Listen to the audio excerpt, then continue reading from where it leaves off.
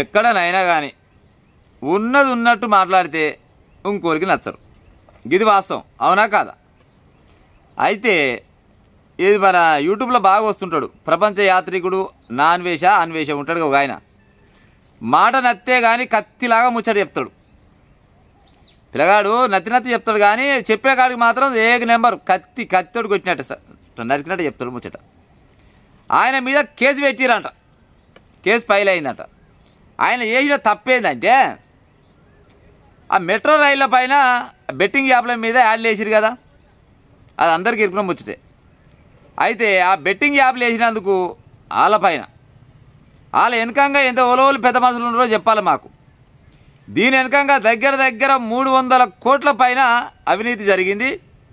వీళ్ళందరూ బయటకు రావాలని చెప్పిండు ఒక యూట్యూబ్లో ఒక న్యూస్ చెప్పిండు, అవునా కాదా? అయితే రాష్ట్రంలో ఉన్న కొంతమంది వాళ్ళ పేర్లు చెప్పే ప్రయత్నం చేస్తా.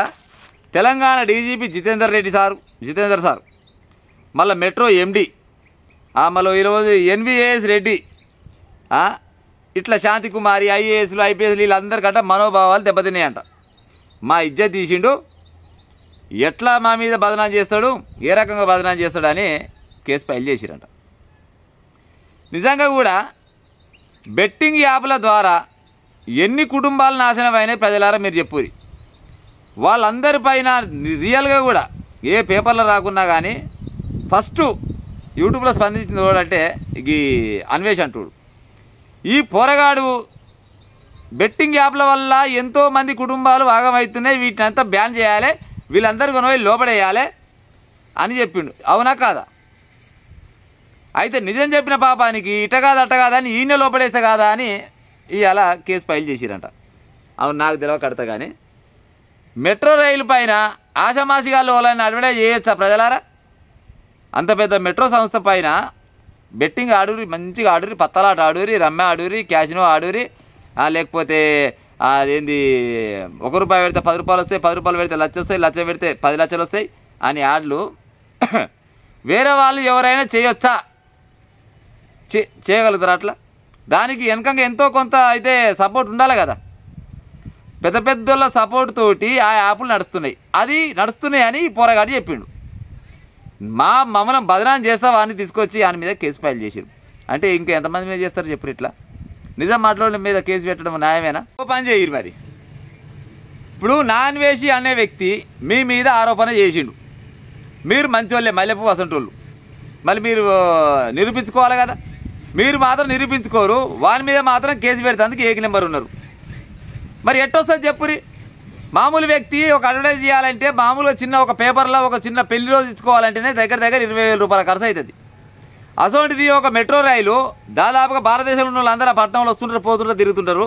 వాళ్ళందరూ చూసి అరే ఇదేదో యాప్ ఉన్నది అనుకోని ఆలోచనతోటి ఆ యాప్లోకి పోయి ఆట ఆడి పైసలు కొట్టుకున్న లేకుండా వచ్చినా ఎన్ని కుటుంబాలు ఖరాబ్ కాలేదు? మరి దీని వెనకంగా ఎంతమంది ఉన్నారు అనేది బయటికి రావాలన్నా రావద్దా? మరి వీళ్ళని కూడా ఎంక్వైరీ చేయాలి కదా ప్రభుత్వం వాళ్ళు. ఎంక్వైరీ చేయాలి, చేసి నిజంగానే వీళ్ళ దోషులు లేకుంటే అరే అన్వేషి మరి నువ్వు ఎట్టంటావురా ఉత్తపుణ్యానికి అని దాని మీద కేసు చేసి ముందరకు పోతే అదో లెక్క. కానీ ఇప్పుడు బెట్టింగ్ యాప్ల పైన మామూలుగా వేరే యాప్ల పైన ఏది అడ్వర్టైజ్ ఇచ్చిన వాళ్ళు చాలా మంది కదా. మంచి లక్ష్మి అయితే ఏంది, ఆ విజయ్ దేవరకొండ అయితే ఏంది, అడుగుడు సత్య థియేటర్ దగ్గర బుడ్డపూర్ని దాని పేరు చూసినా వాళ్ళ అయ్యా వాళ్ళ అమ్మని ఆయన పేరు ఏం పేరు బన్నీ, ఆ బన్నీ అంటే ఏంది, లేకపోతే మళ్ళీ పోతే రానా దగ్గుబాటు అయితే ఏంది, ఇంకా చాలా మంది బుల్లితెర నటులు, వెండితెర నటులు చాలా మంది ఉన్నారు, అలిబిలిగా అలా అంతా. మరి వీళ్ళందరూ చేసినవి కరెక్టేనా అని ఎంక్వైరీ చేసి వీళ్ళు కూడా దోషులైతే వీళ్ళని కూడా లోపడేయాలి కదా. మరి వీళ్ళని వేయాలి కదా. ఇప్పుడు పెద్ద పెద్ద ఆఫీసర్లు మెట్రో ఎండి కానీ, డిఎస్పీ కానీ, ఎస్పీ కానీ చాలా మంది పెద్దోళ్ళు ఉన్నారు, వీళ్ళ మనోభావాలు దెబ్బతిన్నాయి. సరే అది నిజమో అబద్ధమో ఎంక్వైరీ చేసుకున్నాక ముందరకు పోవాలి. కానీ మరి నిజంగా కూడా ఇప్పుడు ఆ బెట్టింగ్ యాప్ల పైన ఇవన్నీ అడ్వర్టైజ్ ఇచ్చిన వాళ్ళు ₹1,00,00,000 రూపాయలు తీసుకొని అడ్వర్టైజ్ ఇచ్చిన వాళ్ళు మరి వీళ్ళందరిపైన ఎంక్వైరీ చేసి మరి మీరు ఏమకరకు ఇస్తారా?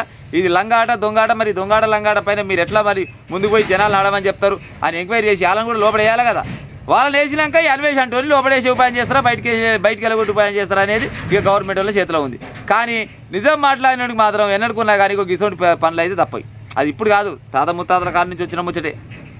మరొకసారి చెప్తున్నా, అన్వేష్ అనే వ్యక్తి మాట మాత్రమే నత్తి, మాట కానీ ఆడు చెప్పే విధానం కానీ కత్తిలాగా ఉంటుంది. ఇక ఉంటా మరి.